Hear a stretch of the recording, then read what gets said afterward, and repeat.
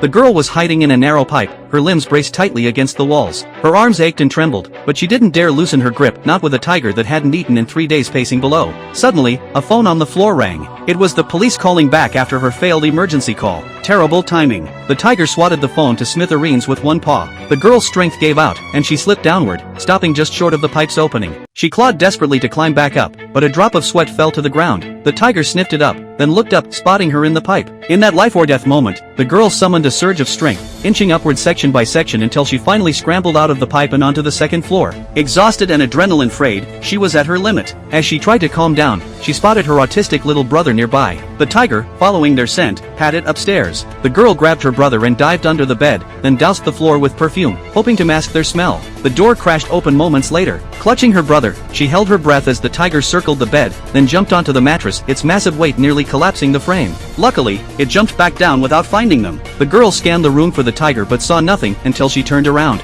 The tiger flipped the bed frame, pinning her in the corner. The wood blocked its jaws as she fumbled for the doorknob. They bolted downstairs, where she found a pack of ground meat in the fridge, stuffed sleeping pills into meatballs, and scattered them around the living room. It was a shot in the dark, but it was all she had. As the tiger padded down from upstairs, she dragged her brother up the other staircase. The tiger gobbled up the meatballs one by one, but soon enough, they heard it coming up after them. The pills hadn't worked. She herded her brother into a room, shoved a cabinet in front of the door, grabbed a shovel, and they squeezed into the closet, praying silently. The door finally burst open. The girl shook with fear, both of them frozen silent as the tiger paced outside, hunting. She pressed herself against the wall, barely breathing, but the tiger found them anyway. It inched closer, their eyes locked. She could see saliva dripping from its jaws. She swung the shovel wildly at the thin wooden wall behind them, smashing a hole through it. At the same time, the closet door splintered under the tiger's teeth. She pushed her brother through the hole first, then scrambled after him, but not before the tiger raked her calf with its claws. The hole was too small for the tiger to follow. They fled to their stepfather's room, barricaded the door with a table, then the girl sank to the floor, tearing her clothes to bandage her wound.